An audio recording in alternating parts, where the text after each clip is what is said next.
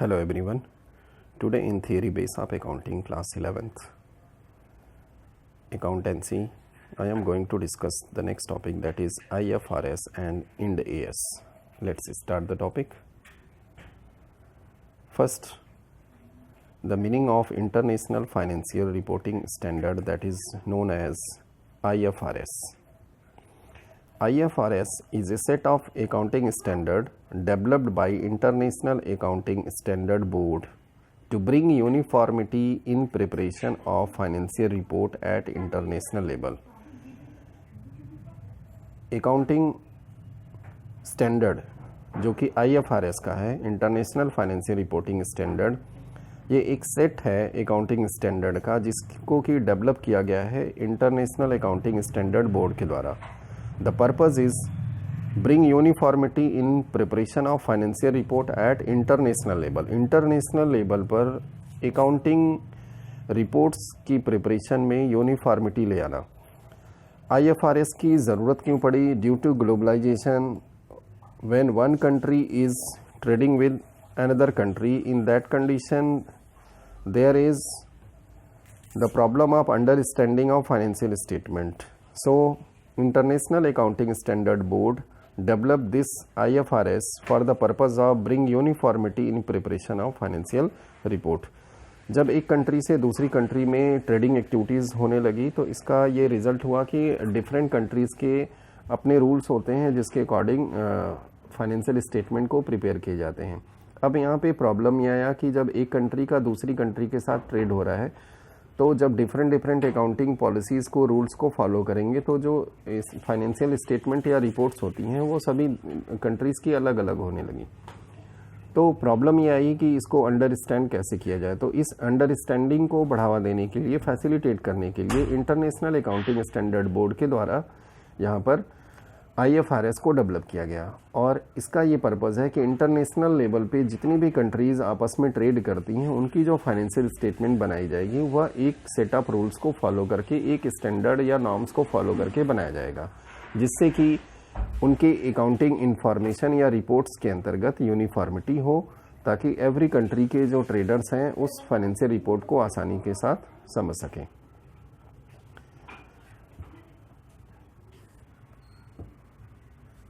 Now, need of IFRS based financial statement. The first need is to develop a single set of high quality understandable accounting standard at global level. जो पहला जो ज़रूरत है या purpose of IFRS है कि एक single set of high quality जो है अकाउंटिंग स्टैंडर्ड को डेवलप किया जाए और जिसको कि जितने भी इंटरनेशनल ट्रेड करने वाली कंट्रीज़ हैं वो सभी इसको फॉलो करेंगी, जिससे कि उसको समझना सभी लोगों के लिए, जो भी यूज़र्स हैं इसके, उनको आसान होगा, because there will be the uniformity. This is the first need. Second is to bring transparency, reliability, comparability and understandability among the users of accounting.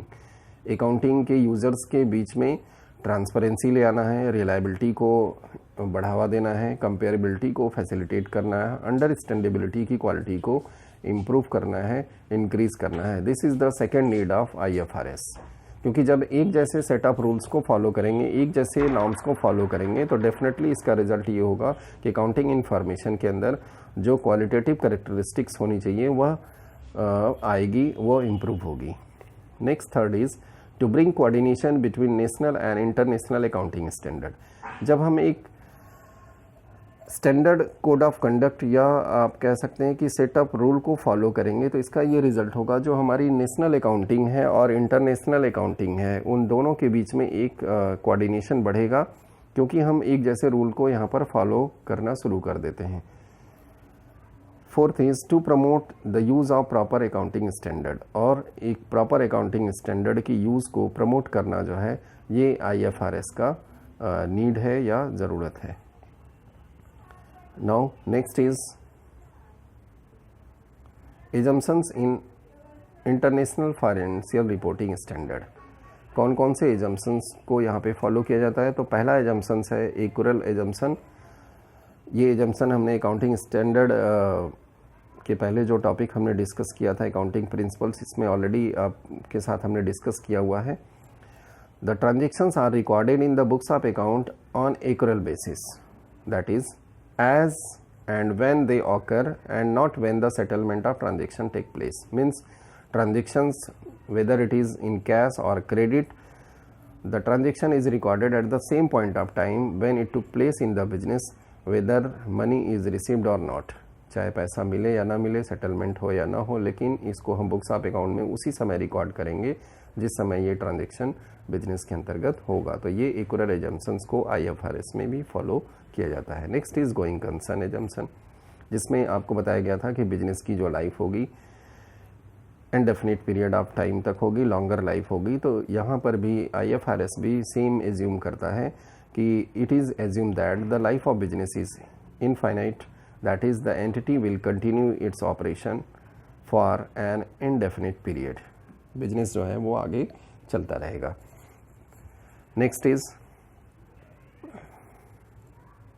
जो एजम्पशंस फॉलो किए जाते हैं, इसमें है मेजरिंग यूनिट एजम्पशंस, जिसको हमने इंडियन अकाउंटिंग स्टैंडर्ड के concept में पढ़ा था, मनी मेजरमेंट। तो यहाँ भी ये कॉन्सेप्ट है, measuring unit for valuation of capital is current purchasing power. It means assets would be reflected at current, that is fair value. अब यहाँ पर ध्यान रखेंगे, हमारी जो अकाउंटिंग स्टैंडर्ड है उसमें हम हिस्टोरिकल कॉस्ट की बात करते थे। हिस्टोरिकल कॉस्ट कॉन्सेप्ट को हम फॉलो करते थे, जिसमें कॉस्ट ऑफ एक्विजिशन के बेस पे रिकॉर्ड किया जाता था। लेकिन यहाँ पर जो IFRS में अगर हम आते हैं तो यहाँ पे जो हमारा इसका प्रेजेंटेशन होगा एसेट्स का, ये करंट प्राइस या जिसको आप कह सकते हैं कि फेयर वैल्यू पे। तो जिस दिन हम फाइनेंशियल स्टेटमेंट को प्रिपेयर कर रहे हैं उस डेट में इसका वैल्यूएशन किया जाएगा और जो वैल्यू आएगी उसको हम यहाँ पर रिकॉर्ड करेंगे, और जो ओपनिंग वैल्यू और क्लोजिंग वैल्यू के बीच में डिफरेंस होगा उसको हम यहाँ पर जो है डेप्रिसिएशन के तौर पे ट्रीट करेंगे। नेक्स्ट है यहाँ पे कांस्टेंट परचेजिंग पावर एजम्पशंस। ये एजम्पशंस IFRS में फॉलो किया जाएगा। That is constant purchasing power means value of capital be adjusted to inflation in the economy at the end of financial year. अगर जो प्राइस लेवल चेंजेस होते हैं inflation की वजह से, जो भी चेंजेस होता है उस चेंजेस को जो कैपिटल की वैल्यू है उसमें एडजस्ट किया जाएगा। इंक्रीज या डिक्रीज जो भी होगा यहाँ पर उसके अकॉर्डिंग हम यहाँ पर एडजस्टमेंट करके ही उसको शो करेंगे। That is the part of constant purchasing power assumptions in IFRS। Now IFRS based financial statement. जब IFRS बेस्ड फाइनेंशियल स्टेटमेंट बनाए जाएंगे तो उसके अंतर्गत कौन कौन से स्टेटमेंट बनाए जाएंगे।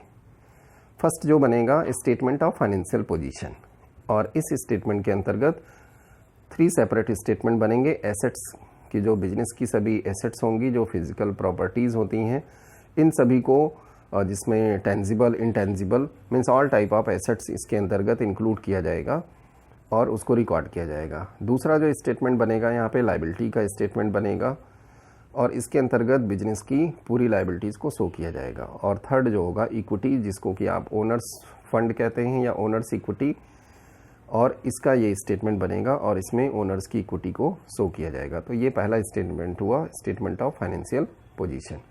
सेकंड जो होगा statement of comprehensive income. Income को फाइंड करने के लिए हम रेवेन्यू और एक्सपेंसेस को मैच करते हैं, और जो difference of excess of revenue होता है over expenses, that is treated as income. तो यहाँ पे 2 स्टेटमेंट अलग अलग बनाए जाएंगे, जिसमें रेवेन्यू होगा जो कि अर्निंग ऑफ द बिजनेस है, ये सभी कुछ इसके अंतर्गत इंक्लूड किया जाएगा, और उसके बाद एक्सपेंसेस, और इसमें कंप्लीट ये स्टेटमेंट ये रेवेन्यू और एक्सपेंसेस का होगा।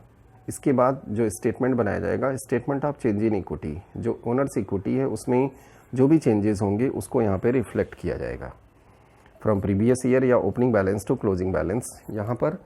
तो इस तरीके से ये statement of change in equity जो थर्ड फाइनेंशियल स्टेटमेंट होगा IFRS में बनाया जाएगा। Next is statement of cash flow.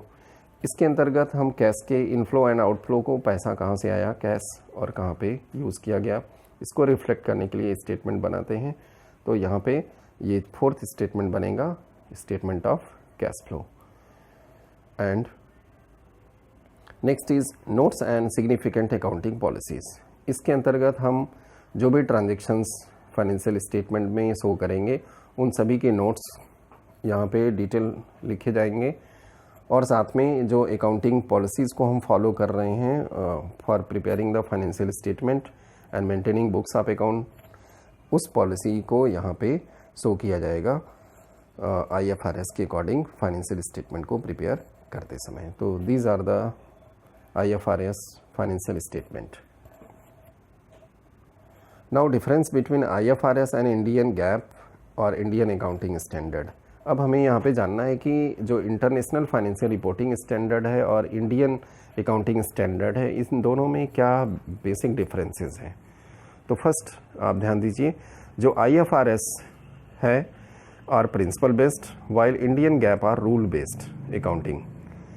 जो IFRS है इसको कहा जाता है कि ये प्रिंसिपल बेस्ड अकाउंटिंग स्टैंडर्ड है और जो इंडियन अकाउंटिंग स्टैंडर्ड है ये रूल बेस्ड है। जैसे हम बात करें कि इंडियन कॉन्सेप्ट में अगर बात करें गैप की, तो जैसे हम बैलेंस शीट की बात करते हैं तो कंपनी एक्ट में जो शेड्यूल 3 है, उस शेड्यूल 3 में जो है कंपनी की बैलेंस शीट के बारे में जो रूल है उसके अकॉर्डिंग आपको प्रिपेयर करना है, जबकि इस तरह का जो रूल है वह IFRS के अंतर्गत नहीं है। तो ये एक डिफरेंस है IFRS और इंडियन अकाउंटिंग स्टैंडर्ड में।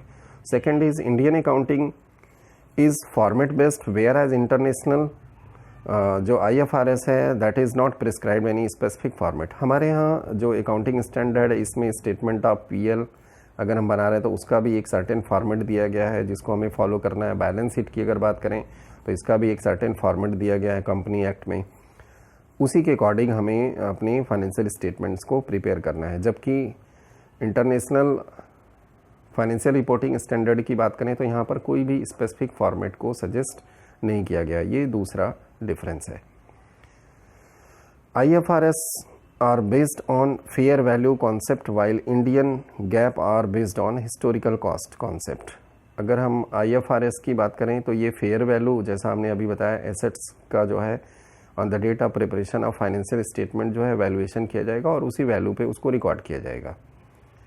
जबकि इंडियन गैप की बात करें, इंडियन अकाउंटिंग स्टैंडर्ड की, तो इसमें हम हिस्टोरिकल कॉस्ट मतलब कॉस्ट ऑफ एक्विजिशन पर हम रिकॉर्ड करते हैं और उसमें से पर ईयर डेप्रिसिएशन को माइनस करते हुए नेट वैल्यू को हम शो करते हैं और फिर आगे इसी तरह कंटिन्यू करते हैं till the life of assets. जबकि IFRS में इस तरह का नहीं है, ये फेयर वैल्यू पे है, means on the date of preparation of financial statement उसकी नेट रियलाइजेबल वैल्यू देखा जाएगा, करेंट प्राइस देखा जाएगा और उसके ऊपर एसेट्स को रिफ्लेक्ट किया जाएगा फाइनेंशियल स्टेटमेंट के अंतर्गत। It means in IFRS assets and liabilities are shown at fair value on the data balance sheet, whereas in accounting standard we deduct depreciation from opening value of assets। जैसा हमने अभी बताया आपको कि हमारी जो अकाउंटिंग स्टैंडर्ड है Indian, इसके अंतर्गत हिस्टोरिकल को फॉलो करते हैं और उसमें हम कॉस्ट ऑफ एक्विजिशन पर रिकॉर्ड करते हैं और उसमें से फिर हम डेप्रिसिएशन को माइनस करके फिर वैल्यू को शो करते हैं। फिर नेक्स्ट ईयर हम जाएंगे तो अगेन इसमें से डेप्रिसिएशन माइनस करेंगे, फिर नेट वैल्यू शो करेंगे। तो इस तरीके से हम till the life of assets को रिकॉर्ड करते हैं। जबकि IFRS में हम जो करंट प्राइस होती है या फेयर वैल्यू जिसको कहते हैं उसके ऊपर हम रिकॉर्ड करते हैं।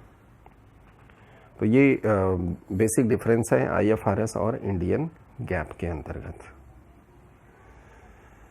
India and IFRS।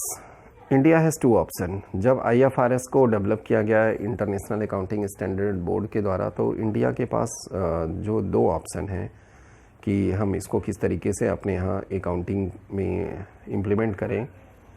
तो पहला है either to adopt IFRS as they are और converse the Indian accounting standard in the line with the IFRS। एक है कि IFRS जैसा बनाया गया उसी को एज इट इज़ अडॉप्ट करें, या हम अपनी अकाउंटिंग स्टैंडर्ड जो हमारी इंडियन अकाउंटिंग स्टैंडर्ड है उसको हम IFRS में कन्वर्ज करें, मतलब उसके अकॉर्डिंग IFRS के अकॉर्डिंग हम अपने अकाउंटिंग स्टैंडर्ड में चेंज करें। The converge accounting standard title Ind AS, जो इंडिया ने इसको कन्वर्ज किया हुआ है इसको नाम दिया गया है Ind AS, means Indian accounting standard. दूसरा to adopt existing accounting standard. दूसरा ऑप्शन है इंडिया के पास कि वो एज इट इज़ अपने जो इंडियन अकाउंटिंग स्टैंडर्ड है उसको फॉलो करे। तो ये 2 ऑप्शंस है इंडिया के पास। नेक्स्ट अब आते हैं इंड AS, जो कि इंडियन अकाउंटिंग स्टैंडर्ड के नाम से जाना जाता है। और ये IFRS के अंतर्गत जो इंडिया ने अपनी अकाउंटिंग स्टैंडर्ड को कन्वर्ज किया with international financial reporting standard. First meaning of IND AS. IND AS are set of accounting standard notified under the Companies Act 2013 that converge with international financial reporting standard, जिसको कि converge किया गया है international financial reporting standard के accordingly. IND AS are based on sound and clearly stated principles and therefore IND AS are said to be principle based accounting standard। IND AS जो है ये clearly principles को state करता है और ये principle based accounting standard है। This contracts with accounting standards that are applicable on companies on which IND AS are not applicable, which are rule based accounting standard. तो ये मीनिंग है Indian accounting standard का, जिसको कि converge किया गया है इंटरनेशनल फाइनेंशियल रिपोर्टिंग स्टैंडर्ड के अकॉर्डिंगली। नेक्स्ट अब हम आगे आते हैं। अंडरलाइंग एजम्पशंस इन IND AS Indian accounting standard में फॉलो किए जाने वाले जो एजम्पशंस हैं, इसमें गोइंग कंसर्न और एक्यूरल एजम्पशन, ये दोनों को फॉलो किया जाता है। जैसा कि ये आपको बताया गया है कि गोइंग कंसर्न में बिजनेस की जो लाइफ है ये कंटिन्यू मानी जाती है, लॉन्गर मानी जाती है, and definite period of time तक बिजनेस चलता रहेगा। और एक्यूरल में आपको बताया गया था कि जो कैश और क्रेडिट ट्रांजैक्शन दोनों को सेम पॉइंट ऑफ टाइम पे रिकॉर्ड करेंगे जब ये ट्रांजैक्शन बिजनेस ऑर्गेनाइजेशन के अंदर होगा, हम सेटलमेंट तक वेट नहीं करेंगे। अब IND AS बेस्ड जो फाइनेंशियल स्टेटमेंट हैं वो IFRS के तरीके पर ही बनाए गए हैं, जिसमें पहला होगा स्टेटमेंट ऑफ फाइनेंशियल पोजीशन, इसमें एसेट्स और लायबिलिटीज़ के स्टेटमेंट होंगे। दूसरा statement of change in equity होगा, यहाँ पे जो ओनर्स इक्विटी में जो चेंजेस होंगे उसको प्रिपेयर किया जाएगा। तीसरा जो स्टेटमेंट बनेगा कॉम्प्रिहेंसिव इनकम का, जिसमें रेवेन्यू और एक्सपेंसेस के सेपरेट स्टेटमेंट होंगे, जिसमें रेवेन्यूज़ के डिफरेंट सोर्सेज के तहत जो टोटल रेवेन्यू उसको शो किया जाएगा और एक्सपेंसेस को एक्सपेंसेस वाले स्टेटमेंट में। फिर नेक्स्ट है स्टेटमेंट ऑफ कैश फ्लो, जो कैश के इनफ्लो एंड आउटफ्लो को बताएगा, ये स्टेटमेंट प्रिपेयर होगा। और लास्ट में फिफ्थ जो होगा notes and significant accounting policy, जो कि फॉलो की जा रही है फाइनेंशियल स्टेटमेंट को बनाने के लिए, उसके बारे में इंफॉर्मेशन दी जाएगी। तो these are the IND AS based financial statement होंगे। Applicability of IND AS। IND AS जो इंडियन अकाउंटिंग स्टैंडर्ड है, ये किस तरीके से अप्लाई होगा या किन कंपनीज़ के ऊपर अप्लाई होगा। तो IND AS applies to following companies. इसमें जो कंपनीज़ आएंगी, first companies that are listed on stock exchange in India, वे सभी कंपनीज आएंगी जो स्टॉक एक्सचेंज इंडिया का है उसमें अगर लिस्टेड हैं, उनकी सिक्योरिटीज़ की ट्रेडिंग हो रही है, तो वे सभी कंपनीज आएंगी और उन सभी को IND AS के जो रूल्स हैं उसको फॉलो करने पड़ेंगे और उसके अकॉर्डिंगली जो है अपने फाइनेंशियल स्टेटमेंट प्रिपेयर करने होंगे। नेक्स्ट है companies having net worth of ₹250 crore और मोर। कंपनी जिनकी नेट वर्थ 250 करोड़ या उससे अधिक होगी, उन सभी कंपनीज़ को भी IND AS को अप्लाई करना पड़ेगा, वहाँ पर एप्लीकेबल होगा। अदर कंपनीज़ में फॉलो IND AS वॉलंटरली, बाकी कंपनीज़ के लिए ये कहा गया है कि आप चाहें तो फॉलो करें, ये वॉलंटरली उनके ऊपर छोड़ दिया गया है। IND AS will also apply on holding subsidiary, associate and joint venture companies on which IND AS applies और इज़ वॉलंटरी अडॉप्टेड।